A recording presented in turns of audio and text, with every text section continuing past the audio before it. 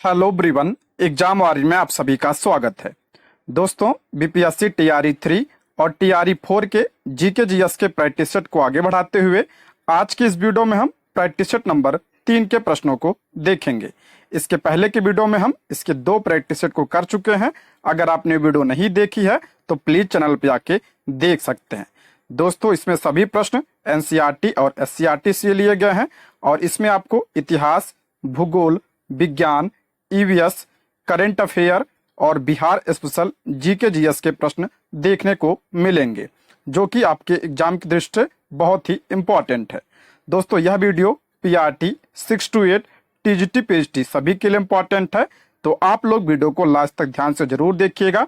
और अगर आप इसका पीडीएफ चाहते हैं तो ज्वाइन कीजिए हमारे टेलीग्राम चैनल को, जिसका लिंक आपको डिस्क्रिप्शन बॉक्स या कमेंट बॉक्स में मिल जाएगा। तो चलिए शुरू करते हैं। आज का पहला प्रश्न है, बिहार में आयोजित कांग्रेस के पहले अधिवेशन के अध्यक्ष थे। मोस्ट इंपॉर्टेंट प्रश्न है, बिहार में आयोजित कांग्रेस के पहले अधिवेशन के अध्यक्ष कौन थे? तो इसका राइट आंसर हो जाएगा option C, Ranganath Madholkar. Option C इसका करेक्ट आंसर हो जाएगा। देखिए, बिहार में अखिल भारतीय राष्ट्रीय कांग्रेस के कुल 3 अधिवेशन हुए थे। पहला अधिवेशन 1912 में और यह कांग्रेस का 27वां अधिवेशन था। कहां पे हुआ था? तो पटना बांकीपुर में हुआ था। और इसके अध्यक्ष कौन थे? तो रंगनाथ माधोलकर इसके अध्यक्ष थे। इंपॉर्टेंट है ये। उसके बाद 1922 में कहां पे हुआ? तो गया में। और इसके अध्यक्ष कौन थे? तो चित्तरंजन दास, सीआर दास जो है इसके क्या थे? अध्यक्ष थे। उसके बाद तीसरा अधिवेशन 1940 में रामगढ़ में हुआ, जो वर्तमान में कहां पे है? तो झारखंड में है। और इसके अध्यक्ष कौन थे? तो मौलाना अबुल कलाम आजाद इसके अध्यक्ष थे। तीनों ध्यान रखिएगा, इंपॉर्टेंट है। अगला प्रश्न है, इंकलाब जिंदाबाद का नारा किसने दिया था? इंपॉर्टेंट प्रश्न है, बीपीएससी टीआरई 2 में पूछा गया था। इंकलाब जिंदाबाद का नारा किसने दिया था? तो इसका राइट आंसर हो जाएगा ऑप्शन सी, हसरत मोहानी ने। ऑप्शन सी इसका करेक्ट आंसर हो जाएगा। हसरत मोहानी ने वर्ष 1921 में इस नारे की शुरुआत की थी। हसरत मोहानी एक प्रसिद्ध स्वतंत्रता सेनानी और उर्दू कवि थे। भारत में स्वतंत्रता आंदोलन के दौरान क्रांतिकारियों का क्रांतिकारी नारा इंकलाब जिंदाबाद था। यह हिंदुस्तान सोशलिस्ट रिपब्लिक एसोसिएशन यानी HSRA का आधिकारिक नारा था। आप लोग कमेंट बॉक्स में बताइए HSRA का गठन कब हुआ था, कमेंट जरूर करिएगा। वर्ष 1929 में केंद्रीय विधान परिषद में बम फेंकते समय भगत सिंह और BK दत्त द्वारा इंकलाब जिंदाबाद का नारा लगाया गया था। ध्यान रखिएगा, सबसे पहले यह नारा किसने दिया था? तो हसरत मोहानी ने दिया था। और इसको प्रसिद्ध किसने किया था? तो भगत सिंह ने इसको प्रसिद्ध किया था। ठीक है। नेक्स्ट है, भारतीय क्रांति की जननी के रूप में किसे जाना जाता है? इंपॉर्टेंट है, यह भी पूछा गया प्रश्न है। भारतीय क्रांति की जननी किसे कहा जाता है? तो इसका राइट आंसर हो जाएगा ऑप्शन ए, मैडम बीकाजी कामा को भारतीय क्रांति की जननी कहा जाता है। 22 अगस्त 1907, ये डेट जरूर ध्यान रखिएगा। 22 अगस्त 1907 को जर्मनी के स्टुटगार्ड में मैडम बीकाजी कामा विदेशी धरती पर भारतीय ध्वज फहराने वाली पहली व्यक्ति बनी। ये प्रश्न पूछा गया है कि विदेश की धरती पर सर्वप्रथम झंडा किसने फहराया था? तो ध्यान रखिएगा, मैडम बीकाजी कामा ने। कब? 1907 में। कहां पे? तो जर्मनी के स्टुटगार्ड में। और इन्हें भारतीय क्रांति की जननी कहा जाता है। ठीक है। नेक्स्ट है, 1929 के भारतीय राष्ट्रीय कांग्रेस के लाहौर अधिवेशन की अध्यक्षता किसने की? मोस्ट इंपॉर्टेंट है। 1929 के भारतीय राष्ट्रीय कांग्रेस के लाहौर अधिवेशन की अध्यक्षता किसने की थी? तो इसका करेक्ट आंसर हो जाएगा ऑप्शन बी, जवाहरलाल नेहरू ने। ऑप्शन बी इसका करेक्ट आंसर हो जाएगा। दिसंबर 1929 को भारतीय राष्ट्रीय कांग्रेस का वार्षिक अधिवेशन तत्कालीन पंजाब प्रांत की राजधानी लाहौर में हुआ था। कहां पे हुआ था? 1929 का अधिवेशन लाहौर में। और इसके अध्यक्ष कौन थे? तो पंडित जवाहरलाल नेहरू थे। इस ऐतिहासिक अधिवेशन में कांग्रेस के पूर्ण स्वराज का घोषणा पत्र तैयार किया गया था। मोस्ट इंपॉर्टेंट है, पूछा जाता है कि पूर्ण स्वराज की मांग कब की गई थी, तो आपका 1929 के कांग्रेस के अधिवेशन में, तथा पूर्ण स्वराज को कांग्रेस का मुख्य लक्ष्य घोषित किया गया। जवाहरलाल नेहरू इस अधिवेशन के क्या थे, अध्यक्ष चुने गए थे। कांग्रेस ने 26 जनवरी 1930, ये डेट भी ध्यान रखिएगा, 26 जनवरी 1930 को पूर्ण स्वतंत्रता या पूर्ण स्वराज दिवस के रूप में मनाने का निर्णय लिया था। ये इंपॉर्टेंट है, इसको ध्यान रखिएगा, ठीक है। नेक्स्ट है 1923 में स्वराज पार्टी की स्थापना किसने की थी? स्वराज पार्टी की स्थापना कब हुई थी? 1923 में। किसने किया था? तो इसका राइट आंसर हो जाएगा ऑप्शन सी, मोतीलाल नेहरू और चित्तरंजन दास। ऑप्शन सी इसका करेक्ट आंसर हो जाएगा। 1 जनवरी 1923 को चित्तरंजन दास यानी CR दास और मोतीलाल नेहरू द्वारा कांग्रेस के भीतर स्वराज पार्टी या कांग्रेस खिलाफत स्वराज पार्टी का गठन किया गया था। इंपॉर्टेंट है, 1 जनवरी 1923 को। दिसंबर 1922 में कांग्रेस के गया सत्र के बाद स्वराज पार्टी का गठन किया गया, जिसकी अध्यक्षता CR दास ने की थी। अभी पीछे मैंने बताया था कि जो आपका 1922 में कांग्रेस का अधिवेशन कहाँ पे हुआ था, तो गया में, और इसके अध्यक्ष कौन थे, तो CR दास इसके अध्यक्ष थे। CR दास अध्यक्ष थे किसके, आपका ये स्वराज पार्टी के, और मोतीलाल नेहरू जो है इसके सचिव थे। ये भी आप लोग ध्यान रखिएगा। दोस्तों, यदि आप हमारे चैनल पर नए हैं तो प्लीज चैनल को सब्सक्राइब करें, और अगर आपको वीडियो पसंद आती है तो लाइक, शेयर और कमेंट करें, और कोई सुझाव हो तो आप लोग कमेंट बॉक्स में जरूर बताइएगा। आप लोग कमेंट करते हैं तो मुझे बहुत अच्छा लगता है, इससे हमें मोटिवेशन मिलता है, जिससे हम आप लोगों के लिए वीडियो को ला पाते हैं। तो आप लोग जो है शेयर भी कर दिया करिए, ठीक है। तो चलिए आगे बढ़ते हैं। अगला प्रश्न है, कलकत्ता में एशियाटिक सोसाइटी ऑफ बंगाल की स्थापना 1784 में किसने की थी? इंपॉर्टेंट प्रश्न है। पहले तो आप लोग यही ध्यान रखिएगा कि कलकत्ता में एशियाटिक सोसाइटी ऑफ बंगाल की स्थापना कब हुई थी, तो 1784 में हुई थी। किसने किया था? तो इसका राइट आंसर हो जाएगा ऑप्शन बी, विलियम जोन्स ने। ऑप्शन बी इसका करेक्ट आंसर हो जाएगा। सर विलियम जोन्स ने 15 जनवरी 1784 को बंगाल की एशियाटिक सोसाइटी की शुरुआत की थी। बंगाल की एशियाटिक सोसाइटी कोलकाता में स्थित है, ठीक है। नेक्स्ट बढ़ते हैं। भारतीय राष्ट्रीय कांग्रेस के सर्वप्रथम मुस्लिम अध्यक्ष थे। भारतीय राष्ट्रीय कांग्रेस के मुस्लिम अध्यक्ष कौन थे सबसे पहले? तो इसका राइट आंसर हो जाएगा ऑप्शन सी, बदरुद्दीन तैयब जी। ऑप्शन सी इसका करेक्ट आंसर हो जाएगा।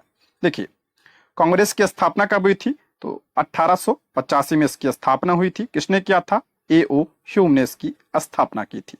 कांग्रेस के पहले अध्यक्ष कौन थे? तो WC बनर्जी पहले अध्यक्ष थे, और 1885 मुंबई में जो है इसका अधिवेशन हुआ था। कांग्रेस के पहले पारसी अध्यक्ष कौन थे? तो दादा भाई नौरोजी। ये ध्यान रखिएगा, कांग्रेस के पहले पारसी अध्यक्ष कौन थे? तो दादा भाई नौरोजी। और यह अधिवेशन कब हुआ था? 1886 में कोलकाता में, ठीक है।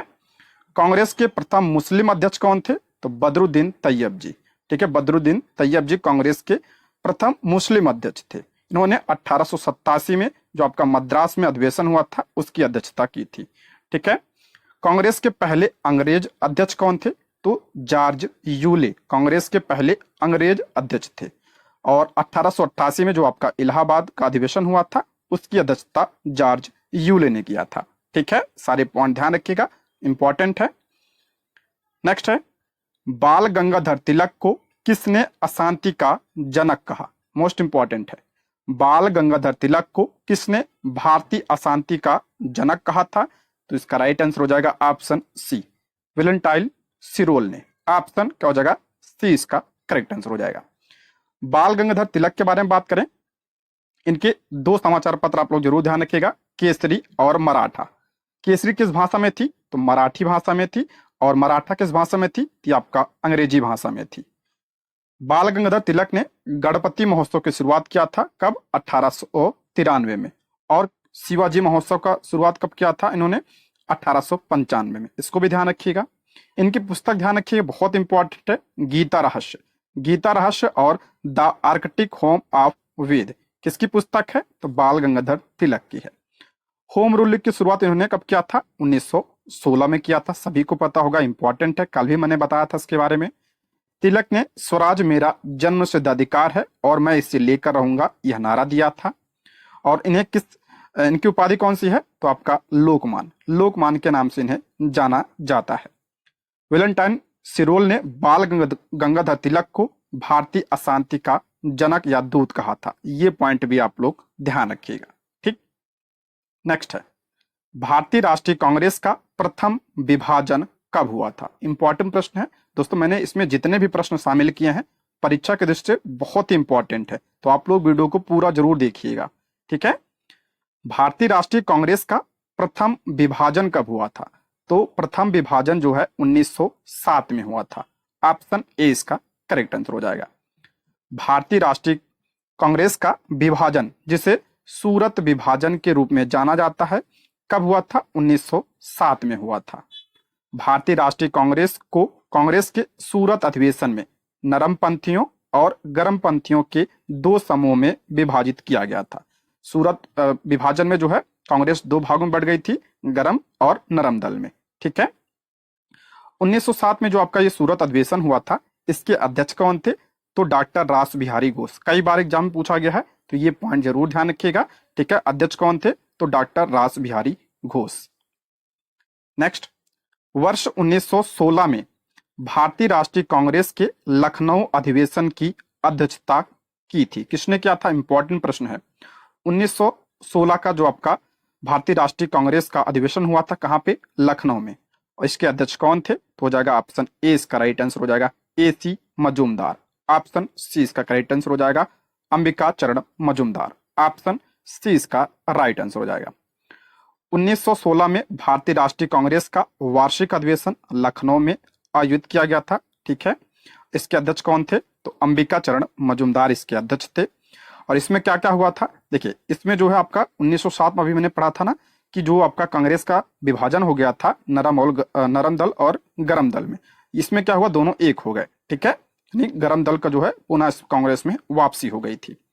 और इस अधिवेशन में मोस्ट इंपॉर्टेंट पॉइंट है ये, और क्या हुआ था, इसमें जो है कांग्रेस और मुस्लिम लीग एक साथ आ गए थे, जिससे आप लोग किसके नाम से जानते हैं, लखनऊ समझौता के नाम से जानते हैं, ठीक है। कल भी ये प्रश्न आया था, मैंने बताया था इसके बारे में डिटेल से, ठीक है। लखनऊ समझौता 1916। नेक्स्ट है, निम्नलिखित भारतीय राष्ट्रीय कांग्रेस के किस अधिवेशन में महात्मा गांधी को चंपारण के किसानों की समस्याओं से अवगत कराया गया था। इंपॉर्टेंट प्रश्न है, बीपीएससी TRE 2 में पूछा गया था यह प्रश्न, तो इसका राइट आंसर हो जाएगा ऑप्शन बी, लखनऊ अधिवेशन 1916। मोस्ट इंपॉर्टेंट है, इसको आप लोग ध्यान रखिएगा, ठीक है। चंपारण सत्याग्रह कब हुआ था, 1917 में हुआ था। किसके विरोध में हुआ था, तो आपका 3 कठिया पद्धति के विरोध में हुआ था, ठीक है। और किसके बुलावे पर गए थे महात्मा गांधी जी वहां पे, तो राजकुमार शुक्ल के बुलावे पर गए थे, सभी को पता होगा, कई बार बताया हूं। नेक्स्ट है, गदर पार्टी की स्थापना हुई थी। इंपॉर्टेंट प्रश्न है, गदर पार्टी की स्थापना कब हुई थी, तो 1913 में गदर पार्टी की स्थापना हुई थी। ऑप्शन 20 का राइट आंसर हो जाएगा। इसके बारे में थोड़ा हम देख लेते हैं, डिटेल से इंपॉर्टेंट है, व्याख्या आप लोग बिल्कुल स्किप मत करिएगा, इससे आपके कई सारे प्रश्न क्लियर होते हैं, ठीक है। तो व्याख्या भी आप लोग ध्यान से देखिएगा। गदर पार्टी भारत में ब्रिटिश शासन को समाप्त करने के लिए भारतीयों द्वारा आयोजित एक अंतरराष्ट्रीय राजनीतिक आंदोलन था। इसका गठन 1913 में हुआ था और इसका मुख्यालय कहाँ पे था, तो सैन फ्रांसिस्को में युगांतर आश्रम में क्या था, इसका मुख्यालय था। इसकी स्थापना बहुत इंपॉर्टेंट है, सोहन सिंह भाखना और लाला हरदयाल ने की थी। ये इंपॉर्टेंट है, इसको जरूर ध्यान रखिएगा। गदर पार्टी का आयोजन संयुक्त राज्य अमेरिका में प्रवासी भारतीयों द्वारा किया गया था। गदर पार्टी का पुराना नाम क्या था, तो पैसिफिक कोस्ट हिंदुस्तान एसोसिएशन। इसको भी आप लोग ध्यान रखिएगा, पूछा जा सकता है, ठीक है। गदर पार्टी नाम कब पड़ा, तो गदर पार्टी नाम 1913 में अपनी पत्रिका गदर के लॉन्च के बाद अपनाया गया था। ध्यान रखिएगा, पहले इसका नाम क्या था, तो पैसिफिक कोस्ट हिंदुस्तान एसोसिएशन था और इसकी पत्रिका थी गदर, ठीक है। 1913 में जब प्रकाशित हुई उसका बाद इसका नाम क्या पड़ गया, गदर पार्टी। इसे औपचारिक रूप से 1948 में भंग कर दिया गया था। ये पॉइंट भी आप लोग ध्यान रखिएगा। नेक्स्ट है, कामागाटा मारू क्या था, ये अब की बार पूछा गया था 2023 में और बीपीएससी TRE 3 में 24 में पूछा गया था। कामागाटामारू क्या था? तो इसका करेक्ट आंसर हो जाएगा ऑप्शन सी, एक जहाज था।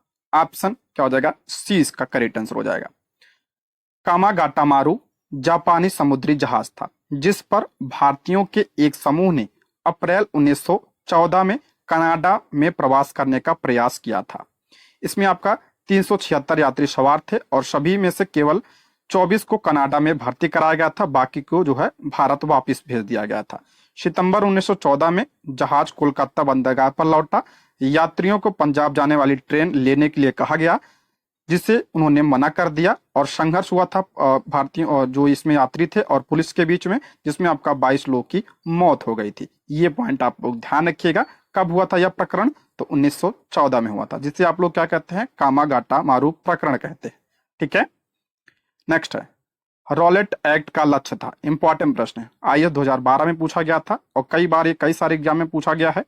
रॉलेट एक्ट का लक्ष्य था, तो इसका लक्ष्य क्या था? तो ऑप्शन बी, बिना मुकदमा चलाए बंदी बनाना और मुकदमों की सुनवाई संक्षिप्त प्रक्रिया द्वारा करना, इसका लक्ष्य था। ऑप्शन बी इसका करेक्ट आंसर हो जाएगा। ठीक है, देखिए रॉलेट एक्ट को काला कानून भी कहा जाता, इंपॉर्टेंट है।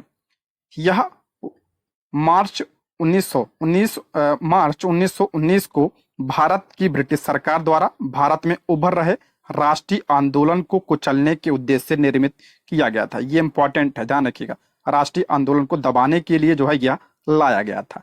इस जो है एक्ट में क्या व्यवस्था थी? किसमें यह व्यवस्था थी कि मजिस्ट्रेट किसी भी संदेहास्पद व्यक्ति को गिरफ्तार करके जेल में डाल सकता था, साथ ही उसे अनिश्चित काल के लिए जेल में रख सकता था।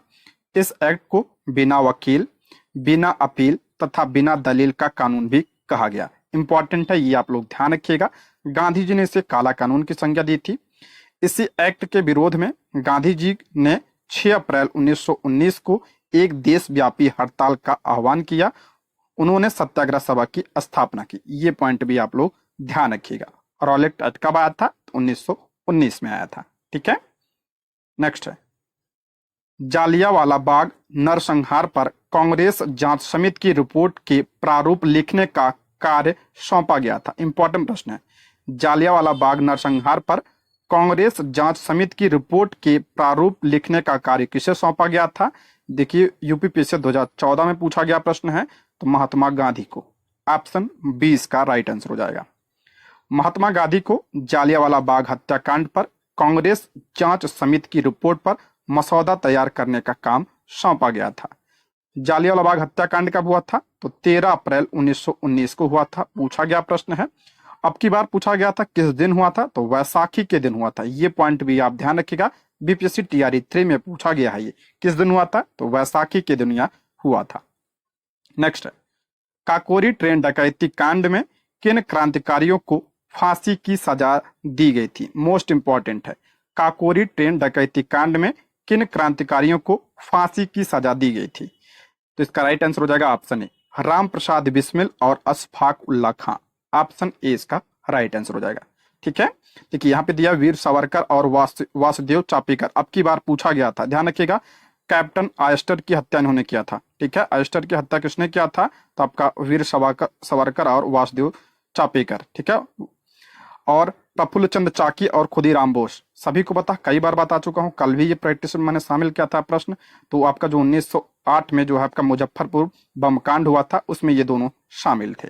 ठीक है, देखिए काकोरी कांड की बात करें तो हिंदुस्तान रिपब्लिक एसोसिएशन के क्रांतिकारियों ने 9 अगस्त 1925 को सहारनपुर लखनऊ लाइन पर काकोरी जाने वाली 8 डाउन ट्रेन जो मालगाड़ी थी उसको सफलतापूर्वक लूट लिया था।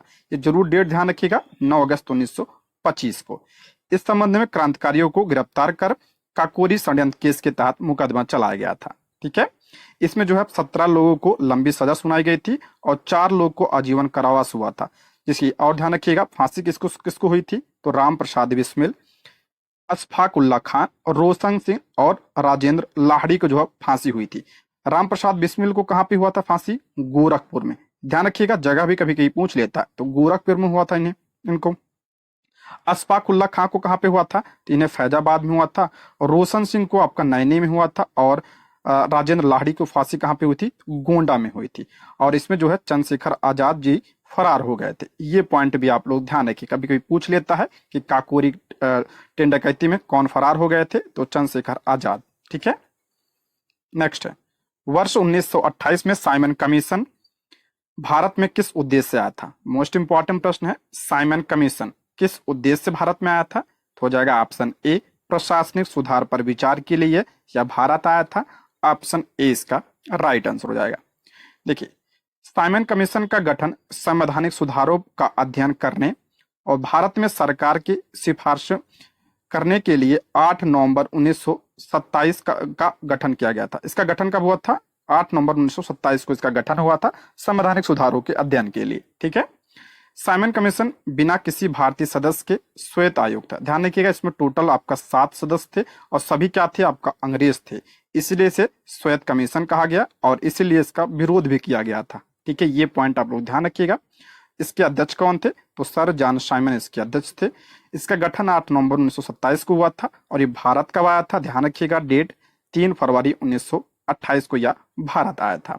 अच्छा, साइमन गो बैक का नारा किसने दिया था? तो यूसुफ मेहर अली ने दिया था। ये पॉइंट ध्यान रखिएगा, साइमन गो बैक का नारा जो है यूसुफ मेहर अली ने दिया था। और इसे अगर पूछा जाए इसे फेमस किसने किया था? तो लाला लाजपत राय ने इसे फेमस किया था, लेकिन इसको गढ़ा किसने था? तो यूसुफ मेहर अली ने इसको लिखा था। अगर हम बात करते हैं यूसुफ मेहर अली ने और कौन सा नारा दिया था? तो भारत छोड़ो आंदोलन का नारा भी इन्होंने दिया था। ये पॉइंट भी आप ध्यान रखिएगा। ठीक है, नेक्स्ट बढ़ते हैं।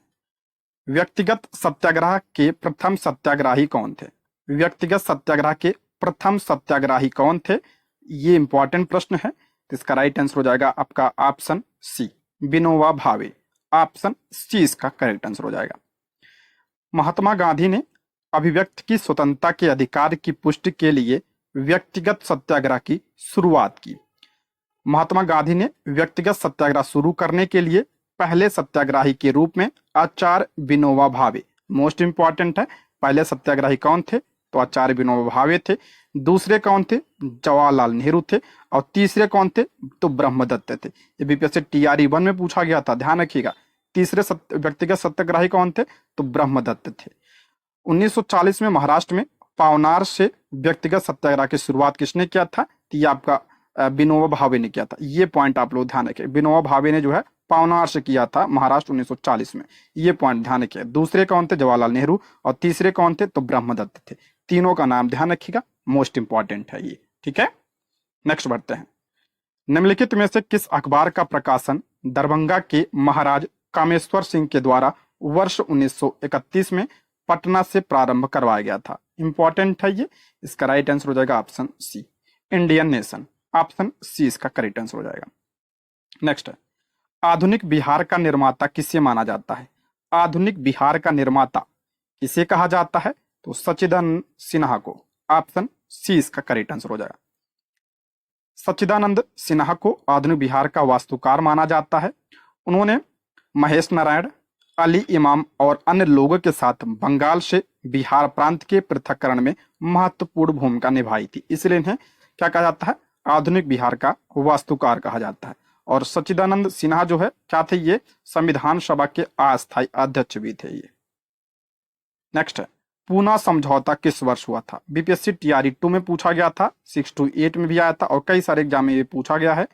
पूना समझौता किस वर्ष हुआ था? तो 1932 में हुआ था। ऑप्शन सी इसका राइट आंसर हो जाएगा। देखिए, पूना समझौता का कारण क्या था? तो पूना समझौता का कारण अगस्त 1932 का सांप्रदायिक फैसला, जो आपका सांप्रदायिक पंचायत आया था 1932 में, ठीक है, जिसने दलित वर्गों के लिए एक अलग निर्वाचक मंडल का जो है निर्वाचक मंडल प्रदान किया था। ठीक है, ये आपका क्या था? प्रमुख कारण था इस समझौते का। पूना समझौता डॉक्टर भीमराव अंबेडकर और गांधी जी के बीच हुआ था। पूना समझौता डेट जरूर ध्यान रखिएगा, डेट सहित इसको जरूर ध्यान रखिएगा, 24 सितंबर 1932 को पुणे की यरवदा जेल में हुआ था। ये पॉइंट आप ध्यान रखिएगा। ठीक है, मदन मोहन मालवीय ने उच्च जाति के हिंदुओं और गांधी जी की ओर से हस्ताक्षर किए थे और अंबेडकर ने दलित वर्गों की ओर से इस पर हस्ताक्षर किए थे। ध्यान रखिएगा, ये पैक्ट तो हुआ था आपका जो है गांधी जी और अंबेडकर के बीच, लेकिन इस पर हस्ताक्षर किसने किया था? तो मदन मोहन मालवीय ने, इसलिए ये पॉइंट ध्यान रखने योग्य है। ठीक है, पूना समझौते का अंतिम परिणाम क्या था? इसमें जो है 147 सीटें, ध्यान रखिएगा, इसमें दलित वर्ग को 147 सीटें प्रदान की गई, जो कि आपका जो सांप्रदायिक पंचायत में था उसमें कितनी सीटें दी गई थी? तो 71। अब जो है कितनी हो गई? तो 147। ये भी आप लोग ध्यान रखिएगा। नेक्स्ट है, प्रार्थना समाज के संस्थापक थे, कौन थे? प्रार्थना समाज के संस्थापक कौन थे? तो इसका राइट आंसर हो जाएगा आपका ऑप्शन ए, इसका राइट आंसर हो जाएगा। आत्माराम पांडुरंग ने प्रार्थना समाज की स्थापना की थी, ऑप्शन ए इसका राइट आंसर हो जाएगा। देखिए, प्रार्थना समाज भारतीय नवजागरण के दौर में धार्मिक और सामाजिक सुधारों के लिए स्थापित समुदाय है। इसकी स्थापना आत्माराम पांडुरंग, महादेव गोविंद रनाडे तथा इतिहासकार आर.जी. भंडारकर ने मुंबई में 31 मार्च 1867 को की थी। ये इंपॉर्टेंट है, ध्यान रखिएगा। देखिए, आत्माराम पांडुरंग अगर ऑप्शन में ना हो तो आप लोग महादेव गोविंद रनाडे भी लगा सकते हैं, ठीक है। और इसकी स्थापना जो है 1867 में बंबई में हुई थी, ठीक है। नेक्स्ट है, किस वर्ष हिंदू विधवा पुनर्विवाह अधिनियम पारित किया गया था? इंपॉर्टेंट है, हिंदू विधवा पुनर्विवाह अधिनियम किस वर्ष पारित किया गया था? तो 1856 में यह पारित किया गया था, ऑप्शन ए इसका राइट आंसर हो जाएगा। देखिए, लॉर्ड डलहौजी के कार्यकाल में हिंदू विधवा पुनर्विवाह अधिनियम का मसौदा तैयार किया गया था। ये पॉइंट जरूर ध्यान रखिएगा। अगर पूछा जाए कि जो इस अधिनियम का मसौदा जो है किसके कार्यकाल में, तो डलहौजी के कार्यकाल में। लेकिन यह अधिनियम जो है पारित किसके काल में हुआ? तो कैनिंग के समय में पारित हुआ था, 1856 में। ये पॉइंट आप लोग ध्यान रखिएगा। लॉर्ड कैनिंग की बात करें तो भारत का क्या था? पहला वायसराय था, सभी को पता होगा, ठीक है। नेक्स्ट है, 1857 में अंग्रेजों के खिलाफ विद्रोह में इलाहाबाद, अब जो प्रयागराज है, का एक नेता कौन था? 1857 में इलाहाबाद का से नेतृत्व किसने किया था 1857 की क्रांति का? तो हो जाएगा ऑप्शन ए, मौलाना लियाकत अली ने। ऑप्शन ए इसका करेक्ट आंसर हो जाएगा। देखिए, यहाँ पे बात करते हैं, बैरकपुर से किसने किया था? मंगल पांडे ने किया था। दिल्ली से किसने किया था? बहादुर शाहदुत्ती और जनरल बख्त खान ने। लखनऊ से बेगम हजरत महल। कानपुर से नाना साहब और तात्या टोपे। झांसी से रानी लक्ष्मीबाई। बिहार और जगदीशपुर से आपका कुंवर सिंह और अमर सिंह। ये ध्यान रखिएगा, बीपीएससी तैयारी 2 में पूछा गया था ये। इलाहाबाद और बनारस से तो मौलवी लियाकत अली, और फैजाबाद से मौलवी अहमद उल्लाह ने किया था। ये सारे आप लोग ध्यान रखिएगा, इंपॉर्टेंट है ये। नेक्स्ट है, गांधी इरविन समझौते में निम्नलिखित में से क्या शामिल था? मोस्ट इंपॉर्टेंट है, गांधी इरविन समझौते में क्या शामिल था? पहला, इसमें कल भी आया था प्रश्न, मैंने बताया था इसमें डिटेल से। गोलमेज सम्मेलन में भारतीय राष्ट्रीय कांग्रेस की भागीदारी, बिल्कुल था ये। सविनय अवज्ञा आंदोलन की समाप्ति, ये भी शामिल था। कांग्रेस की गतिविधियों पर अंकुश लगाने वाले अध्यादेशों को निरस्त करना, ये भी शामिल था। तो ये हो जाएगा ऑप्शन डी इसका राइट आंसर। उपयुक्त में से एक से अधिक जो है इस समझौते में शामिल थे, ऑप्शन डी इसका करेक्ट आंसर हो जाएगा। देखिए, ये समझौता हुआ कब था? तो 5 मार्च 1931 को यह समझौता हुआ था। इसे आप लोग दिल्ली समझौता के नाम से भी जानते हैं, ठीक है। किसके बीच हुआ था? तो महात्मा गांधी और लॉर्ड इरविन के बीच यह राजनीतिक समझौता था, ठीक है। इस समझौते में क्या प्रावधान थे कि गोलमेज सम्मेलन में आपका भारतीय राष्ट्रीय कांग्रेस जो है भाग लेगी, जिसमें आपका द्वितीय गोल सम्मेलन में किसने भाग लिया था? गांधी जी ने भाग लिया था। ये पॉइंट भी ध्यान रखिएगा। सविनय अवज्ञा आंदोलन की समाप्ति की बात कही गई थी इसमें, ठीक है। कांग्रेस की गतिविधियों पर अंकुश लगाने वाले जो अध्यादेश थे उसको निरस्त करने की बात कही गई थी। हिंसा में शामिल लोगों को छोड़कर व्यक्तियों के मुकदमे वापस लेने की बात कही गई थी, और नमक कर हटाने की बात इसमें कही गई थी। ये सब प्रावधान थे इसमें, ध्यान रखिएगा। वारेन हेस्टिंग के संबंध में निम्नलिखित में से कौन सा कथन असत्य है? ध्यान रखिए, यहाँ पे कौन सा पूछ रहा है? असत्य यानी गलत है। पहला, वह बंगाल के पहले गवर्नर थे। कल ही मैंने बताया था बंगाल का पहला गवर्नर कौन था? तो लॉर्ड क्लाइव था, पहला गवर्नर था। और पहला गवर्नर जनरल कौन था? तब वारेन हेस्टिंग। यहाँ पे ध्यान रखिएगा, गवर्नर जनरल होता तब सही होता। तो ये आपका यही आपका गलत हो जाएगा। बाकी उन्होंने आलिया मदरसा की स्थापना की, भी बिल्कुल सही है। उन्होंने बंगाल एशियाटिक सोसाइटी की नींव रखने का समर्थन किया, ये भी सही है ये, ठीक है। देखिए, बंगाल का पहला गवर्नर जनरल कौन था? वारेन हेस्टिंग था, अभी बताया मैंने। और आलिया मदरसा की स्थापना 1781 में, ध्यान रखिएगा, आपका वारेन हेस्टिंग के समय हुआ था। 2007 में यह भारत सरकार द्वारा कलकत्ता में आलिया विश्वविद्यालय में तब्दील हो गया। ये भी आप लोग ध्यान रखिएगा। 1784 में हेस्टिंग ने प्राच्य विद्वान सर विलियम जोन्स द्वारा बंगाल एशियाटिक सोसाइटी वर्तमान में एशियाटिक सोसाइटी या बंगाल की स्थापना का समर्थन किया था। पीछे प्रश्न आ चुका था ये, किसने किया था इसकी स्थापना? सर विलियम जोन्स ने। उस समय वायसराय कौन, यानी सॉरी वायसराय कर रहा हूं, गवर्नर जनरल कौन था? वारेन हेस्टिंग्स था। नेक्स्ट, सत्य शोधक समाज का आयोजन किया था। इंपॉर्टेंट प्रश्न है, सत्य शोधक समाज का आयोजन किया था, तो इसका राइट आंसर हो जाएगा ऑप्शन सी, महाराष्ट्र में एक जाति विरोधी आंदोलन था। ये इंपॉर्टेंट है, ये आईएएस में पूछा गया प्रश्न है। महाराष्ट्र में क्या था? ये एक जाति विरोधी आंदोलन था। आपकी बार भी जो है इससे एक प्रश्न बना था, तो आप लोग ध्यान रखिएगा। सत्य शोधक समाज महाराष्ट्र में एक जाति विरोधी आंदोलन है। इसका मुख्य उद्देश्य तथाकथित निचली या निम्न जातियों को उनके शोषण व उत्पीड़न से मुक्त करना था। ये पॉइंट ध्यान रखिएगा, पूछा गया था। सत्य शोधक समाज की स्थापना ज्योतिबा राव फुले ने किया था। इसकी स्थापना 24 सितंबर 1873 को पुणे महाराष्ट्र में हुई थी। ये पॉइंट आप लोग ध्यान रखिएगा, कब हुआ था? 1873 में। और 1873 में ज्योतिबा फुले ने जो है गुलामगिरी की रचना की थी। बीपीएससी टीआरई 3 में इससे प्रश्न बना था, गुलामगिरी की रचना किसने किया था? तो ज्योतिबा फुले ने किया था 1873 में। ठीक है, नेक्स्ट है, ये बहुत ही इंपॉर्टेंट प्रश्न है। महात्मा गांधी ने कहा कि उनकी कुछ सबसे गहन धारणाएं पुस्तक अनटोल्ड दी लास्ट में प्रतिबिंबित होती है और इस पुस्तक ने उनके जीवन को बदल दिया। इस पुस्तक से क्या संदेश इस पुस्तक से क्या संदेश था जिसने महात्मा गांधी को बदल दिया? तो इसमें क्या था आपका? इसमें आपका था ऑप्शन क्या हो जाएगा? ए इसका, ऑप्शन बी इसका राइट आंसर। सभी की भलाई में व्यक्ति की भलाई निहित है। ऑप्शन क्या हो जाएगा? बी इसका राइट आंसर हो जाएगा। देखिए यहाँ पे हम समझते हैं, unto this last, unto the last जो है आपका किसकी पुस्तक है?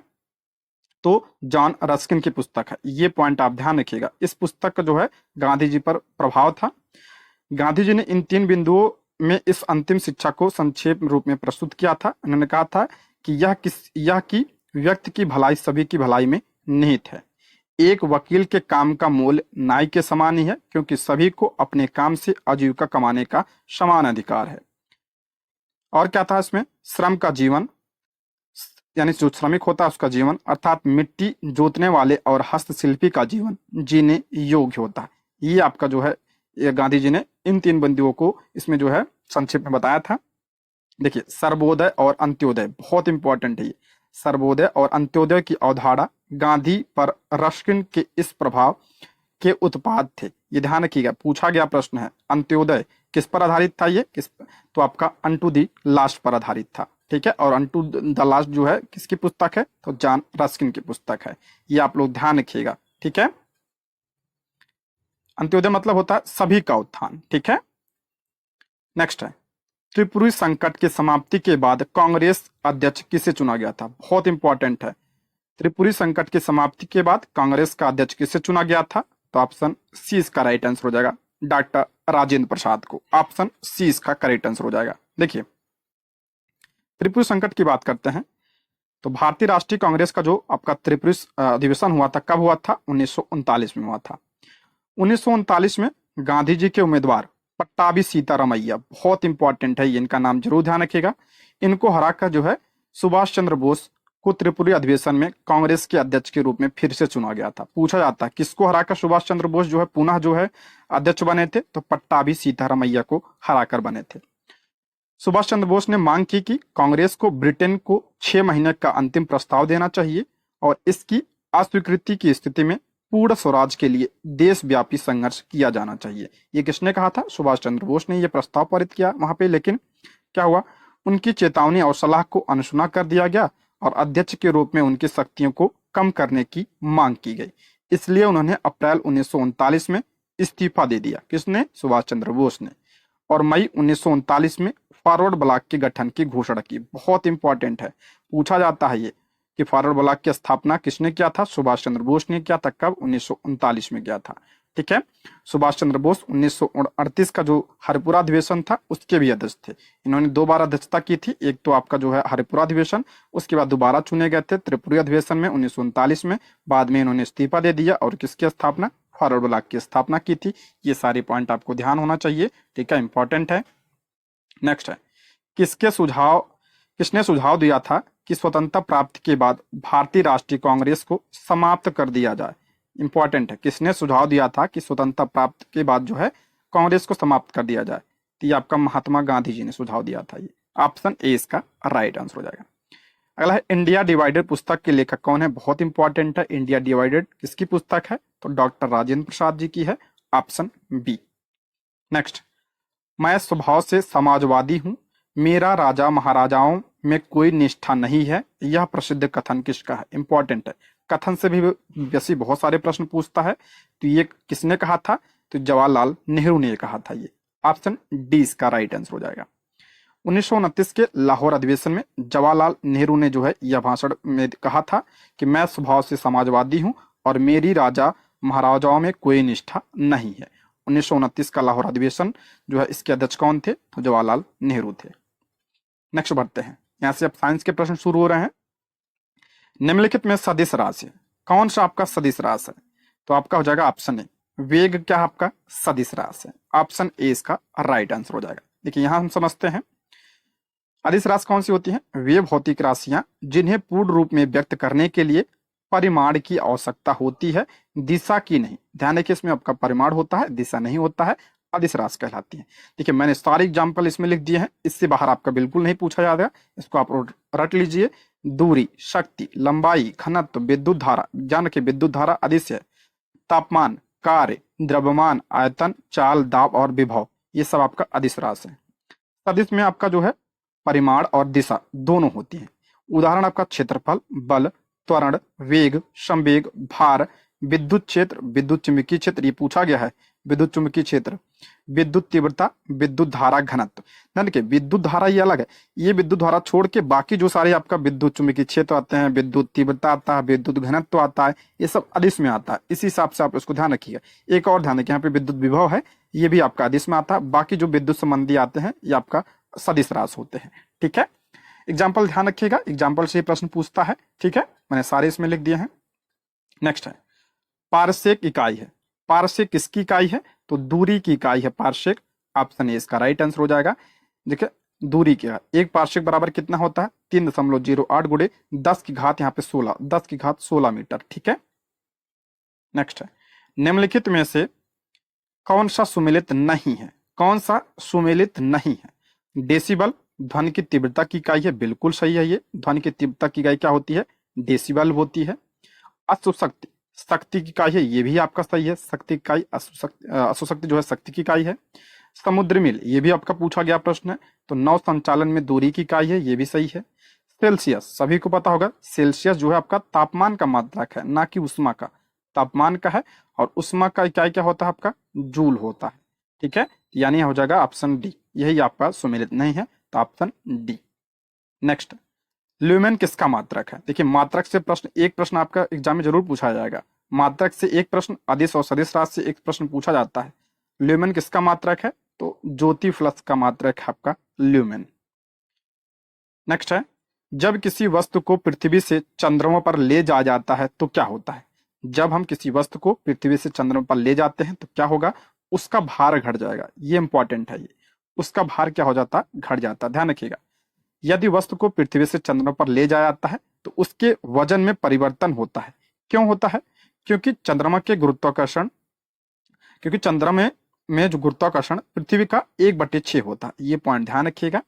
मान लीजिए देखिए किसी वस्तु का भार जो है 60 किलोग्राम है पृथ्वी पर, और उसका वजन चांद पर कितना होगा? तो आपका 10 किलोग्राम हो जाता है, यानी घट जाएगा। लेकिन ध्यान रखिएगा द्रव्यमान स्थिर रहता है, क्योंकि जो आपका यहाँ पे देखिए W बराबर mg होता है। तो जो आपका जो भार होता है ये इस पे गुरुत्वाकर्षण आपका ये जो आपका g होता है, स्मॉल g होता है, इस पर निर्भर करता है। ठीक है, ध्यान रखिएगा द्रव्यमान स्थिर रहता है, सिर्फ वजन आपका यानी वजन या भार जो है आपका यही जो है घटेगा।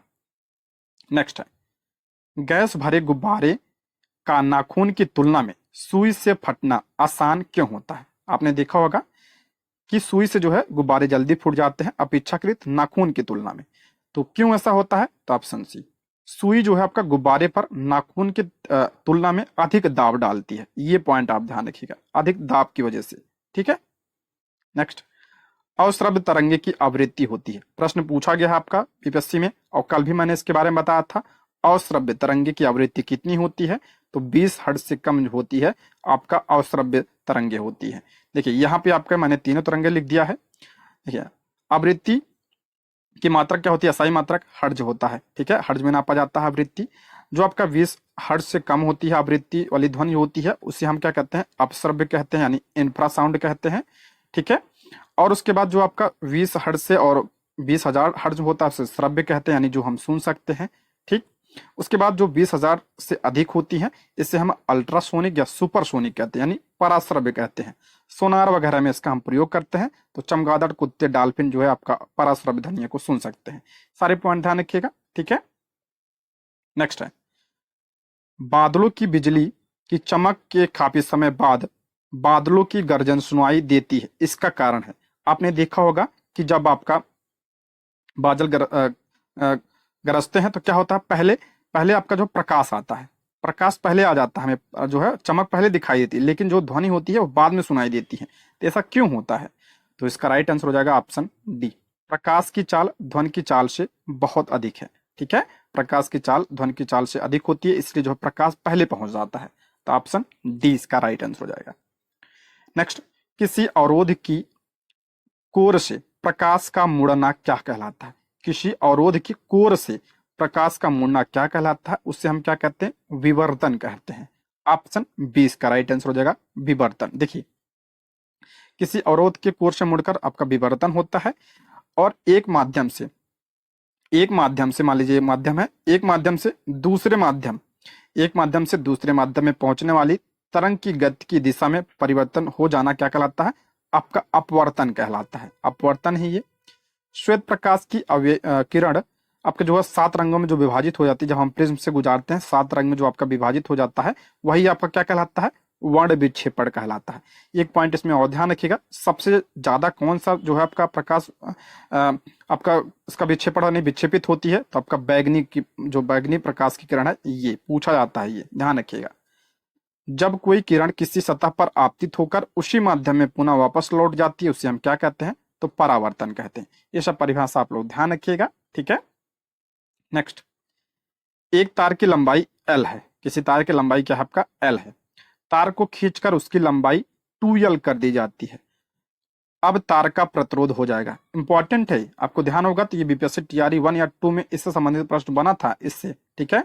तो हो जाएगा आपका ऑप्शन बी, पहले का 4 गुना हो जाएगा। ऑप्शन बी इसका राइट आंसर, यानी बढ़ जाएगा, डबल हो जाएगा। ऑप्शन बी इसका राइट आंसर हो जाएगा। प्रतिरोध क्या होता है? तो किसी चालक का वह गुण जो इसके माध्यम में विद्युत धारा के प्रवाह का विरोध करता है, और यह पदार्थ की आकृति और आकार, तापमान और प्रकृति पर निर्भर करता है। इसे हम आर से दर्शाते हैं, और इसका सही मात्रक क्या होता है? ओम होता है, ठीक है।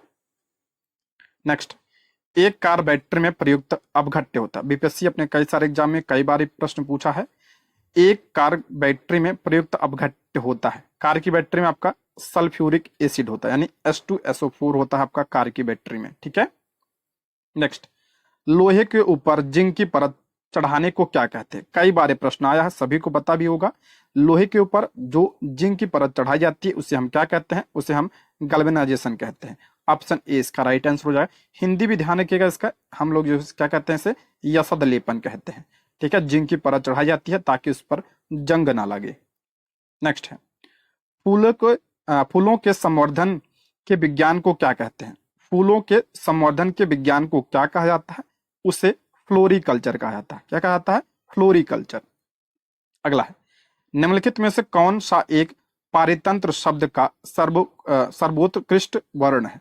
पारितंत्र सबसे ज्यादा इसमें कौन सा सही है? तो हो जाएगा ऑप्शन सी, जीवों का समुदाय और साथ ही पर्यावरण जिसमें हम रहते हैं। ध्यान रखिएगा, जीव और पर्यावरण दोनों होगा, ठीक है।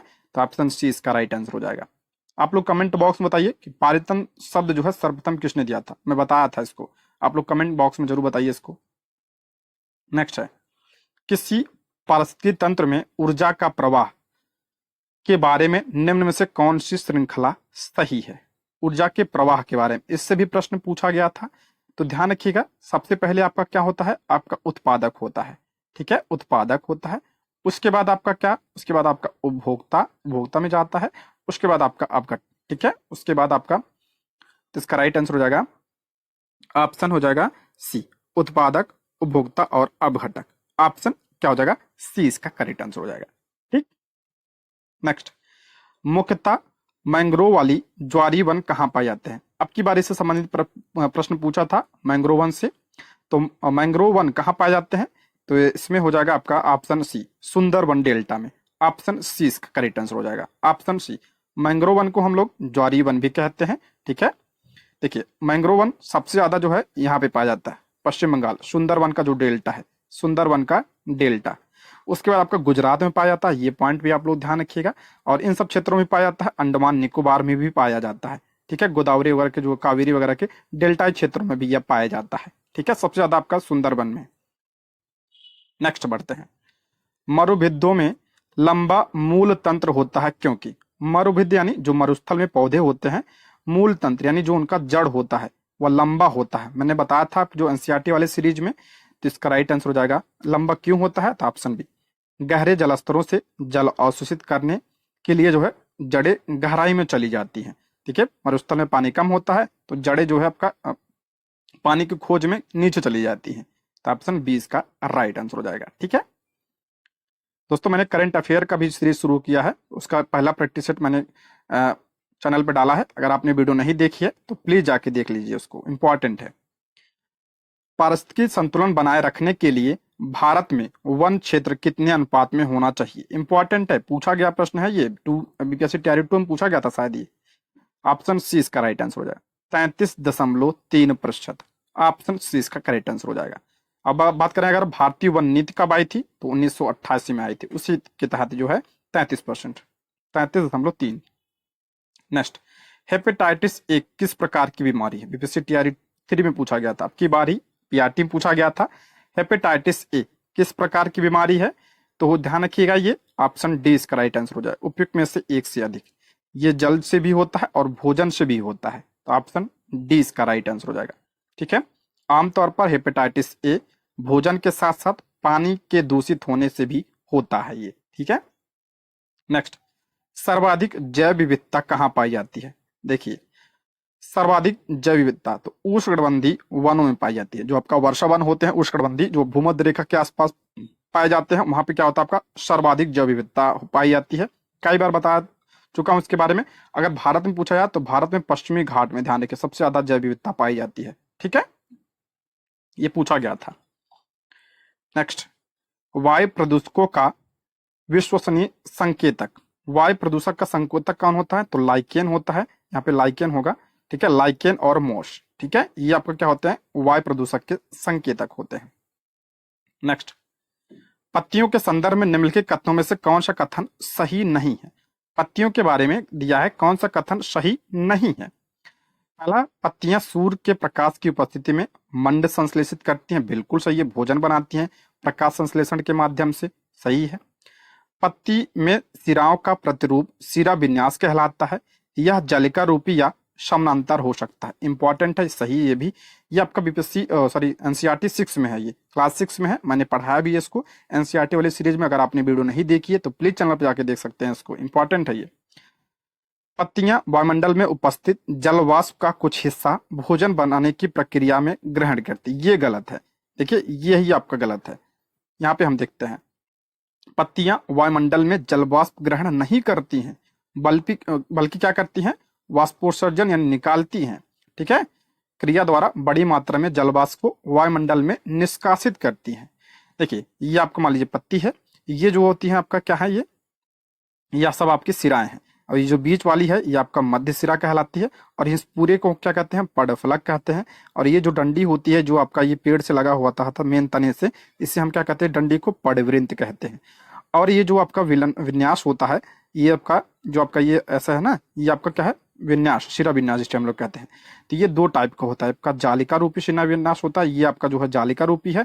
एक होता है, मैंने पढ़ा था इसको, देखिए घास वगैरह में कैसी पाई जाती है, कुछ इस तरीके से आपका उसमें आपका सिराएं पाई जाती है, तो ये आपका समानांतर शिरा विन्यास होता है। ठीक है, और जो आपका जाली नुमा पाई जाती है ये आपका जालिका होती है, और जो समानांतर पाई जाती है समानांतर। दो प्रकार का शिरा विन्यास होता है, तो घास वगैरह में जो पाई जाती है तो यही होता है। ठीक है, नेक्स्ट है, डैश पुष्प का मादा प्रजनन भाग है। पुष्प का मादा प्रजनन भाग कौन सा है? तो स्त्री केसर। ऑप्शन ए इसका राइट आंसर हो जाएगा। देखिए यहाँ पे पुष्प दिया है, वर्तिकाग्र, स्त्री केसर भाग कौन से होते हैं, वर्तिकाग्र, वर्तिका और अंडाशय, ये सब स्त्री केसर होता है। और पुंग केसर आपका परागकोश और तंतु होता है, ठीक है। और ये आपका पंखुड़ी हो गई, ये जो हरा वाला होता है ये बादल होता है, और ये जो बीच में होता है यहाँ पे ये अंडाशय है, और अंडाशय के बीच में आपका बीजांड होता है ये, ठीक है, बीजांड। और ये परागकण होता है यहाँ पे, और ये नर युग्मक, और ये परागनली होता है। ये पुष्प के भाग हैं, इसको आप लोग ध्यान रखिएगा, इंपॉर्टेंट है। नेक्स्ट, मिनी माता महामारी जिसके कारण 1965 में जापान में अनेक लोग मारे गए थे पानी में, इसके प्रदूषण के कारण होती। मिनी माता रोग किसके कारण होता है, तो पारा की वजह से। ऑप्शन 20 का राइट आंसर हो जाएगा। देखिए पूछा गया था बीपीएससी टीआरई 1 में, इटाई टाई रोग किसकी वजह से होता है, कैडमियम की वजह से होता है। आर्सेनिक की वजह से आपका ब्लैक फुट डिजीज होता है, निरोग होता है। पारा आपका मिनी माता, और नाइट्रेट की वजह से आपका ब्लू बेबी सिंड्रोम। ये भी आपका बीपीएससी टीआरई 1 में शिफ्ट 2 में पूछा गया था शायद ये, ठीक है। नेक्स्ट है, फ्लाई ऐश वातावरण प्रदूषक है जो इसके द्वारा उत्पन्न होता है। फ्लाई ऐश किसके द्वारा होता है, तो जो आपका थर्मल पावर प्लांट होते हैं उसके द्वारा आपका फ्लाई ऐश होता है, ठीक है, ऑप्शन ए। अगला प्रश्न है, पेरोक्सी एसिटिल नाइट्रेट यानी पैन क्या है, इंपॉर्टेंट प्रश्न है। पैन जो है आपका प्रदूषक है, कैसा प्रदूषक है, तो ये आपका गौण प्रदूषक यानी द्वितीयक प्रदूषक है, ये ध्यान रखिएगा, द्वितीयक प्रदूषक। प्रदूषक से प्रश्न बनते हैं प्राथमिक और द्वितीयक से, इंपॉर्टेंट है, अब की बार भी बना था। देखिए मैंने यहाँ पे कुछ नाम लिखे हैं। प्राथमिक प्रदूषक आपका कार्बन डाइऑक्साइड होता है यानी CO2, कार्बन मोनोऑक्साइड यानी CO, नाइट्रिक अम्ल, ammonia, sulphur oxide, sulphur oxide, और हाइड्रोकार्बन और कड़की पदार्थ, ये सब क्या होते हैं आपके प्राथमिक हैं। ये द्वितीयक आपका ओजोन द्वितीयक होता है, सल्फ्यूरिक अम्ल द्वितीयक, नाइट्रिक अम्ल काला धुआं आपका जो ये पैन होता है, और सल्फर ट्राईऑक्साइड। देखिए यहाँ पे डाई है, ये आपका प्राथमिक है, और यहाँ पे आपका क्या है, ये ट्राई है, तो ये आपका क्या है, द्वितीय प्रदूषक है। ये लिस्ट आप लोग जरूर ध्यान रखिएगा। नेक्स्ट, विटामिन ई विशेषता किसके लिए महत्वपूर्ण है। विटामिन ई किसके लिए महत्वपूर्ण है, तो ऑप्शन सी इसका राइट आंसर हो जाएगा, लिंग ग्रंथियों की सामान्य क्रिया में। ऑप्शन क्या हो जाएगा, सी इसका करेक्ट आंसर हो जाएगा। विटामिन ई का रासायनिक नाम क्या होता है, टेकोफेरॉल, ठीक है, टेकोफेरॉल। नेक्स्ट है, हृदय की धड़कन को नियंत्रित करने के लिए निम्न में से कौन सा खनिज आवश्यक है, इंपॉर्टेंट है। हृदय की धड़कन को नियंत्रित करने के लिए कौन सा खनिज आवश्यक होता है, तो पोटेशियम होता है, ठीक है, पोटेशियम इंपॉर्टेंट है ये। नेक्स्ट, सागरी खरपतवार किसका महत्वपूर्ण स्रोत है। सागरी यानी जो समुद्र खरपतवार होते हैं किसके महत्वपूर्ण स्रोत होते हैं, तो आयोडीन के महत्वपूर्ण स्रोत होते हैं। और आयोडीन की कमी से कौन सा रोग होता है, तो घेंघा रोग होता है, घेंघा। नेक्स्ट, इंसुलिन उत्पादित होता है, बता चुका हूं कई बार, इंसुलिन का उत्पादन पैनक्रियाज से होता है, यानी ये अग्नाशय से होता है। अग्नाशय की बीटा कोशिका से इसका स्राव होता है, और ये किसके कंट्रोल करता है, तो ब्लड शुगर को कंट्रोल करता है ये। अगला प्रश्न है, भारतीय संविधान कैसा है। भारतीय संविधान कैसा है, तो भारतीय संविधान अंशतः कठोर है और अंशतः क्या है, लचीला है। ऑप्शन डी इसका राइट आंसर हो जाएगा। नेक्स्ट है, भारत एक धर्मनिरपेक्ष देश है, इसका क्या तात्पर्य है। भारत कैसा देश है, तो आपका धर्मनिरपेक्ष है। धर्मनिरपेक्ष का मतलब क्या होता है, तो हो जाएगा इसका करेक्ट आंसर हो जाएगा ऑप्शन बी, उसका राज्य स्तर पर कोई धर्म नहीं है, ठीक है, ऑप्शन बी इसका करेक्ट आंसर हो जाएगा। नेक्स्ट, निम्नलिखित कथनों में से कौन सा कथन सही है, कौन सा सही पूछा है।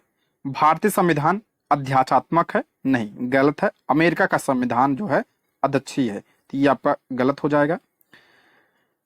भारत एक नाम मात्र का राजतंत्र है, नहीं, भारत नहीं, ये आपका ब्रिटेन है। भारत एक कुलीन तंत्र है, ये भी गलत है। तो भारत एक संसदात्मक प्रजातंत्र है, बिल्कुल सही है ये। ऑप्शन क्या हो जाएगा, डी इसका राइट आंसर हो जाएगा। संसदीय प्रणाली है भारत में, ठीक है। नेक्स्ट है, भारतीय संविधान भावना में एकात्मक है क्योंकि। भारतीय संविधान भावना में क्या है, एकात्मक है, क्यों पूछ रहा है। तो पहला कह रहा केवल संसद को संवैधानिक संशोधन प्रक्रिया आरंभ करने का अधिकार है, बिल्कुल सत्य है। एकात्मक इसी वजह से है क्योंकि जो है एकात्मक मतलब जिसको एक शक्ति मतलब एक ही को शक्ति प्राप्त हो, तो संसद को प्राप्त है जो आपका। कुछ स्थितियों में संसद को राज्य के लिए कानून बनाने का अधिकार दिया गया है, ये भी आपका सत्य है। अखिल भारतीय सेवाएं के कारण ये भी सही है, ऑप्शन डी इसका राइट आंसर हो जाए। एकात्मक है, देखिए मैंने कल बताया था भारतीय संविधान की एकात्मक विशेषताएं क्या है? तो एकीकृत न्यायपालिका है भारत में, एकल संविधान है इसलिए आपका एकात्मक है, मजबूत केंद्र है, केंद्र जो है मजबूत है, एकल नागरिकता है और अखिल भारतीय सेवाएं, ये सब जो है एकात्मक विशेषता है। और संघीय व्यवस्था की बात करते हैं तो लिखित संविधान, संविधान की सर्वोच्चता, शक्तियों का विभाजन, स्वतंत्र न्यायपालिका, द्विसदन, संविधान की कठोरता और दो सरकारें, तो संघीय विशेषता ही है। ठीक है, अगला, भारतीय संविधान में राज्य के नीति निर्देशक सिद्धांतों को शामिल करने के पीछे मुख्य उद्देश्य क्या था? डीपीएसपी को शामिल करने का मुख्य उद्देश्य क्या था? तो ऑप्शन ए, कल्याणकारी राज्य की स्थापना करना। ऑप्शन ए इसका राइट आंसर हो जाएगा। देखिए, डीपीएसपी की बात करें तो किस भाग में? भाग 4 में, अनुच्छेद 36 से लेकर 51 में है। किस देश के संविधान से लिया गया है? आयरलैंड से। और एक कल्याणकारी राज्य की बात करता है और यह मूल अधिकार जो होता है आपका वादी योग्य होता है, जबकि नीति निर्देशक तत्व वादी योग्य नहीं होते। इसका मतलब क्या हुआ? जैसे मूल अधिकार के उल्लंघन पर हम जो है कोर्ट जा सकते हैं, ठीक है, जब मूल अधिकार का उल्लंघन होता है हम कोर्ट जा सकते हैं, लेकिन डीपीएसपी का उल्लंघन पर हम कोर्ट नहीं जा सकते। यही है। ठीक है, अगला है, निम्न में से कौन सी एक समिति ने नागरिकों में मूल कर्तव्य को 1976 में सम्मिलित करने की अनुशंसा की थी? बहुत इंपॉर्टेंट प्रश्न है। करा, निम्न में से कौन सी एक समिति ने नागरिकों में मूल कर्तव्य को 1976 में सम्मिलित करने की अनुशंसा की थी? तो ऑप्शन डी, स्वर्ण सिंह समिति। ऑप्शन डी इसका राइट आंसर हो जाएगा। मूल कर्तव्य की बात करें तो ये मूल संविधान में, ध्यान रखिएगा, मूल संविधान में नहीं था। इसे सरदार स्वर्ण सिंह समिति की सिफारिश पर 42वें संविधान संशोधन 1976 के द्वारा जोड़ा गया था। ये जरूर ध्यान रखिएगा, 42वें संविधान संशोधन 1976 के द्वारा जोड़ा गया। तो जब जोड़ा गया था तो 10 थे, वर्तमान में कितने हैं? 11 मूल कर्तव्य हैं और 11वां 86वें संविधान संशोधन 2002 के द्वारा इसे जोड़ा गया था। किस भाग में है मूल कर्तव्य? भाग 4A में। अनुच्छेद की बात करें 51A। किस देश के संविधान से लिया गया है? तो रूस के संविधान से लिया गया है। सारे पॉइंट आप लोग ध्यान रखिएगा। नेक्स्ट, संसद के किस सदन को प्रतिनिधि सभा भी कहा जाता है? किस सदन को प्रतिनिधि सभा कहा जाता है? तो लोकसभा को प्रतिनिधि सभा कहा जाता है और इसे निम्न सदन भी कहा जाता है। ठीक है, नेक्स्ट बढ़ते हैं।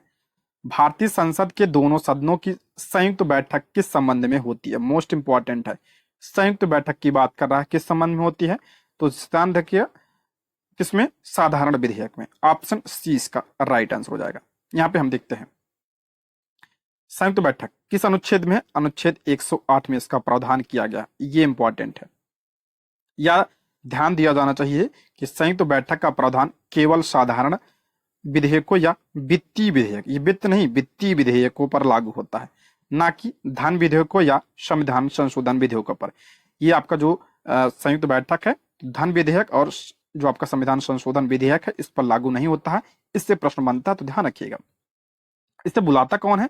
तो राष्ट्रपति इसे बुलाता है, लेकिन ध्यान रखिएगा राष्ट्रपति इसकी अध्यक्षता नहीं करता है। अध्यक्षता कौन करता है? लोकसभा का अध्यक्ष जो है संयुक्त बैठक की अध्यक्षता करता है। अगर लोकसभा अध्यक्ष ना हो तो उसकी अनुपस्थिति में जो लोकसभा का उपाध्यक्ष होता है वो करता है। अगर ये भी ना हो तो जो राज्यसभा का उपाध्यक्ष होता है वो करता है। तो ध्यान रखिएगा, इंपॉर्टेंट है, बुलाता कौन है? राष्ट्रपति, और अध्यक्षता कौन करता है? तो लोकसभा अध्यक्ष। धन विधेयक और संविधान संशोधन विधेयक अब इसे नहीं बुलाया जा सकता है, और किस आर्टिकल में है? 108 में है। नेक्स्ट है, राष्ट्रपति पद के उम्मीदवार के लिए अधिकतम आयु कितनी होनी चाहिए? देखिए, आप लोग 35 वर्ष लगा देंगे मुझे पता है, लेकिन इसको प्रश्न को ध्यान से पढ़िए। राष्ट्रपति पद के उम्मीदवार के लिए अधिकतम आयु पूछा यहाँ पे, ना कि न्यूनतम। तो अधिकतम आयु की कोई सीमा नहीं है। ये पॉइंट ध्यान रखिएगा, इसमें आप लोग कंफ्यूज हो जाएंगे। अगर यहाँ पे न्यूनतम दिया होता तो तब 35 वर्ष हम लोग लगाते। ठीक है, इसलिए आपका ऑप्शन डी इसका राइट आंसर हो जाएगा। नेक्स्ट, भारत का राष्ट्रपति किस प्रकार के आपातकाल की उद्घोषणा कर सकता है? भारत का राष्ट्रपति किस प्रकार के आपातकाल की? तो राष्ट्रीय आपातकाल की बिल्कुल सत्य है, 352 में है, ये कर सकता है। राज्य संवैधानिक आपातकाल जिसे आप लोग राष्ट्रपति शासन कहते हैं, 356 ये भी कर सकता है। वित्तीय आपातकाल किसमें है? तो आर्टिकल 360 ये भी कर सकता है। तो ऑप्शन डी, इनमें से सभी। नेक्स्ट, भारतीय संविधान में संशोधन होता है। भारतीय संविधान में संशोधन किस आर्टिकल में है? तो जगह धारा, यानी यहाँ पे अनुच्छेद होगा, ठीक है, 368 के अनुसार। ठीक है, 368 के अनुसार भारतीय संविधान में संशोधन होता है। अच्छा, संविधान संशोधन की प्रक्रिया कहाँ से ली गई है? तो दक्षिण अफ्रीका के संविधान से ली गई है। ये पॉइंट भी आप लोग ध्यान रखिएगा। नेक्स्ट, निम्न में से कौन सा संशोधन अधिनियम मिनी संविधान यानी लघु संविधान माना जाता है? किससे लघु संविधान कहा जाता है? तो हो जाएगा आपका 42वें संविधान संशोधन 1976 को कहा जाता है। ऑप्शन सी इसका करेक्ट आंसर हो जाएगा। ध्यान रखिएगा, इसी के द्वारा जो है अभी हमने पढ़ा था मूल कर्तव्य जोड़ा गया था। ठीक है, कई सारे प्रावधान किए गए थे इसके द्वारा, इसलिए इसे मिनी संविधान कहा जाता है। और इसके द्वारा जो है प्रस्तावना में आपके 3 शब्द जोड़े गए थे। कौन कौन से? तो आपका अखंडता, धर्मनिरपेक्ष और समाजवादी, 3 शब्द जोड़े गए थे प्रस्तावना में इसी के द्वारा। ठीक है, नेक्स्ट है, भारतीय संविधान के निम्नलिखित अनुच्छेद में से कौन सा अनुच्छेद राज्य सरकारों को ग्राम पंचायतों को संगठित करने का निर्देश देता है? बहुत इंपॉर्टेंट प्रश्न है। कौन सा अनुच्छेद राज्य सरकारों को ग्राम पंचायतों की को संगठन करने का निर्देश देता है? तो ये आपका डीपीएसपी में है, अनुच्छेद 40 में। ऑप्शन ए इसका राइट आंसर हो जाएगा। ग्राम पंचायतों का गठन आर्टिकल 40 में है। ठीक है, नेक्स्ट है, अब यहां से ज्योग्राफी के प्रश्न शुरू हो रहे हैं। सौर प्रणाली की खोज किसने की थी? सौर प्रणाली की खोज किसने किया था? तो इसका राइट आंसर हो जाएगा ऑप्शन ए, कॉपरनिकस ने। ऑप्शन सी इसका राइट आंसर हो जाएगा। अला आकार के अनुसार सौर मंडल के ग्रहों का अवरोही क्रम कौन सा है? अवरोही क्रम कौन सा है? आकार के अकॉर्डिंग पूछ रहा है। तो सबसे बड़ा ग्रह कौन सा होता है आपका? अवरोही मतलब बड़े से छोटा। ठीक है, तो सबसे बड़ा ग्रह कौन सा होता है? बृहस्पति होता है। देखिए बृहस्पति सब में दिया है यहाँ पे। देखिए सबसे छोटा कौन सा होता है? तो बुध होता है। सभी को बता, देखिए 2 में दिया, तो ये दोनों तो ऐसे गलत हो जाएंगे। तो बृहस्पति, शनि, अरुण और वरुण, ये देखिए ये सब में समान है, सब में समान है ये। ठीक है, तो यहां से देखिए उसके बाद किसका नंबर आता है? पृथ्वी का नंबर आता है। ठीक है, तो ऑप्शन क्या हो जाएगा? ए इसका करेक्ट आंसर हो जाएगा। शुक्र नहीं, तो आपका पृथ्वी। उसके बाद देखिए पृथ्वी, शुक्र, मंगल और बुध, ये ध्यान रखिए क्रम पूछा जाता है ये। नेक्स्ट देखिए, अगर पूछा जाए सूर्य से दूरी के अनुसार, तो सूर्य से दूरी के अनुसार सबसे नजदीक आपका बुध है, उसके बाद शुक्र है, पृथ्वी है, मंगल है, बृहस्पति, शनि, अरुण, वरुण और यम। यानी अब तो ये नहीं है, प्लूटो खत्म हो गया है, ये आपका ग्रहों की श्रेणी में नहीं आता है। एक पॉइंट और ध्यान रखिएगा, पूछा जाता है कि मंगल और बृहस्पति के बीच में क्या पाए जाते हैं? तो क्षुद्र ग्रह पाया जाता है। ये पॉइंट आप ध्यान रखिएगा, क्षुद्र ग्रह जो है बृहस्पति और शनि, जो बृहस्पति और मंगल के बीच में पाया जाता है। नेक्स्ट है, पृथ्वी के किस भाग में निकेल और लोहा की प्रधानता होती है? किस भाग में जो है आपका लोहे की प्रधानता होती है? तो ये आपका देखिए 3 भाग होता है आपका, भूपर्वती, आपका जो होता है मेंटल, और कौन सा होता है आपका? कोर होता है। तो कोर आपका इसमें आपका जिसे आप लोग क्या कहते हैं? निफे कहते हैं। निफे, निफे यानी निकेल और लोहा। तो ये आप किस में पाया जाता है? तो आपका जो होगा निफे में पाया जाता है। ठीक है, निफे यानी कोर में पाया जाता है, ये क्रोड में। ठीक है, क्रूड में पाया जाता है ये। ऑप्शन सी इसका करेक्ट आंसर हो जाएगा। ठीक है, देखिए आपका भूपर्वती में आपका सियाल, ठीक है, सिलिका और क्या होता है आपका? एल्युमिनियम होता है। उसके बाद आपका सीमा होता है। ठीक है, सिलिका और मैग्नीशियम, और उसके बाद आपका नीफे होता है। ठीक है, सियाल, सीमा, नीफे। ऑप्शन सी इसका राइट आंसर हो जाएगा। नेक्स्ट, भूमध्य रेखा से उत्तर या दक्षिण किसी दिए गए स्थान की कोणीय दूरी क्या कहलाती है? इंपॉर्टेंट प्रश्न है ये, एनसीईआरटी में एग्जैक्ट दिया है। भूमध्य रेखा से उत्तर या दक्षिण, देखिए आपका ये भूमध्य रेखा है, भूमध्य रेखा से उत्तर या दक्षिण जो आपका कोणीय दूरी है, देखिए ये आपका जो है क्या, मान लीजिए यहाँ कोण बन रहा है, यहाँ पे इतने मान लीजिए ये सब क्या है? कोण बन रहा है। इधर भी आपका कोण बन रहा है, ये कोण बन रहा है। तो यही करा कोणीय दूरी क्या कहलाती है? उसे हम लोग अक्षांश कहते हैं। लेकिन ध्यान रखिएगा, ये जो अक्षांश दो कोण को मिलाती है, ये आपका क्या होता है? अक्षांश रेखा होती है। ये जो होता है आपका अक्षांश होता है, लेकिन जो ये आपका होता है मिलाने वाली रेखा, तो ये आपका अक्षांश रेखा कहलाती है। दोनों पॉइंट ध्यान रखिएगा। ऑप्शन सी इसका करेक्ट आंसर हो जाएगा। ऑप्शन सी इसका राइट आंसर हो जाएगा। पूछा गया था कि कुल अक्षांश रेखाएं कितनी है? देखिए अगर हम बात करें अक्षांश रेखा की तो 179 है। अगर टोटल अक्षांश की बात करें तो 181 है। क्यों? देखिए आपका जो, अगर हम इसको, जो आपका ये नॉर्थ पोल होता है और ये जो आपका साउथ पोल है, इसको अगर हम रेखा ना माने तो 179, और अगर माने इसको पूरा अगर हम तो 181। ठीक है, नेक्स्ट है, निम्न में से कौन सी ठंडी स्थानीय हवा, अब की बार इसमें पूछा गया प्रश्न था, निम्न में से कौन सी ठंडी स्थानीय हवा है? तो मिस्ट्रल भी है, बोरा भी है और पेम्पिरो भी है। ऑप्शन डी इसका राइट आंसर है। इससे प्रश्न आपके मिलान करने के लिए आया था, जो ध्यान नहीं आ रहा किसमें आया था, पीआरटी में आया था कि 6 to 8 में आया था, लेकिन ये पूछा गया था, मिलान करने के लिए आया था। अगर आप पेपर देखेंगे तो टीआरई 3 में ये पूछा गया था। देखिए यहाँ पे मैंने कुछ नाम दे रखे हैं, इतना आप लोग जरूर ध्यान रखिएगा। लू आपका कैसा है, तो ये गर्म है, ठीक है। ये कहाँ पे है, भारत में और पाकिस्तान में लू। अब हबू भी आपका गर्म है, सूडान में बहती है। चिनूक इंपॉर्टेंट है ये, राकी पर्वत में बहती है, गर्म है ये। मिस्ट्रल आपका ये ठंडी है, स्पेन और फ्रांस में बहती है। हरमट्टन आपका गर्म एवं शुष्क है, तो ये अफ्रीका में है ये। सिरोको ये आपका गर्म है, सहारा मरुस्थल बहुत इंपॉर्टेंट है ये। सिमुन गर्म है ये, अरब मरुस्थल में। बोरा ये आपका इटली व हंगरी में ठंडी है। और पेम्परो आपका जो है ठंडी है, आपका पंपास मैदान में पाई जाती है, बहती है, ये ठंडी है, इंपॉर्टेंट है, ठीक है। कुछ और लिस्ट मैं आपको टेलीग्राम पे दे दूंगा, वहां से आप लोग ले लीजिएगा। अला है, सबसे अधिक मात्रा में केसर मिलता है, सबसे अधिक केसर का उत्पादन कहाँ पे होता है, तो जम्मू कश्मीर में। ऑप्शन 20 का राइट आंसर हो जाएगा। नेक्स्ट, निम्नलिखित में से कौन सी पहाड़ियां और उनका क्षेत्र सही सुमेलित है, देखते हैं। पटकई पहाड़ियां पश्चिमी घाट में नहीं, तो ये आपका पूर्वोत्तर में है, आपका जो नागालैंड वगैरह साइड में है, वहां पे आपका पटकई पहाड़ियां हैं। मिजो पहाड़ियां ये भी आपका उधर ही है, पूर्व में है, यानी पूर्वोत्तर भाग में, ठीक है, मिजोरम वगैरह में। शिवराय की पहाड़ियां, तो ये आपका पश्चिमी घाट में नहीं है, पूर्वी घाट में है ये, ठीक है, तमिलनाडु पूर्वी घाट में। जाउदी की पहाड़ियां पूर्वी में, ये आपका सही है, तो ऑप्शन क्या हो जाएगा, डी इसका राइट आंसर हो जाएगा। सिर्फ आपका डी सही है, बाकी गलत है। नेक्स्ट है, बहुउद्देशीय नदी घाटी परियोजनाओं को आधुनिक भारत के मंदिर किसने कहा था। जो आपका बहुउद्देशीय परियोजना है, उसको आधुनिक भारत का मंदिर किसने कहा है, तो जवाहरलाल नेहरू ने। ऑप्शन डी, 20 का राइट आंसर हो जाएगा, सॉरी। अला, लोकटक झील किस राज्य में स्थित है। लोकटक झील बहुत इंपॉर्टेंट है, तो ये आपका मणिपुर में है, तो ऑप्शन सी इसका राइट आंसर हो जाएगा। अच्छा, बिहार में कौन सी झील है, तो कांवर झील है, कांवर झील है, ध्यान रखिएगा, ठीक है। किस, अगर पूछा किस जिले में है, तो बेगूसराय में है। और एक ऐसी झील है, तो ये आपका जो है गोखुर झील है, ठीक है, एशिया की सबसे बड़ी गोखुर झील है। नेक्स्ट बढ़ते हैं, निम्नलिखित में से कौन सा पुराने वलित पर्वतों का उदाहरण है। देखिए पूछा गया प्रश्न है ये, वलित पर्वत से प्रश्न आया था टीआरई 2 में। पहला दिया आपका वासजेस, नहीं है वलित, ये आपको पुराना पूछा है, यहाँ पे नया नहीं पूछा है, पुराना पूछा है। तो हिमालय तो आपका नया वलित पर्वत है, तो ये नहीं होगा। यूराल यहाँ पे सही हो जाएगा, ऑप्शन सी इसका राइट आंसर। यूराल जो आपका पुराना वलित पर्वत है। देखिए हिमालय आपका क्या है, युवा वलित पर्वत है, ठीक है।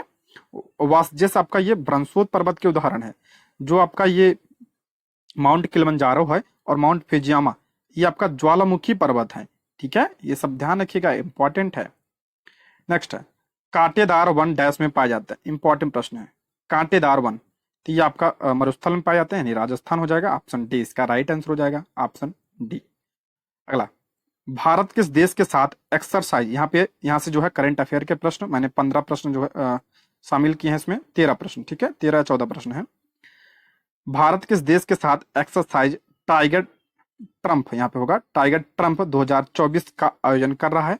तो ये आपका भारत और अमेरिका के बीच एक्सरसाइज होता है, ध्यान रखिएगा, टाइगर ट्रंप, ठीक है। आप लोग कमेंट बॉक्स में बताइए कि भारत और अमेरिका के बीच और कौन से युद्धाभ्यास होते हैं।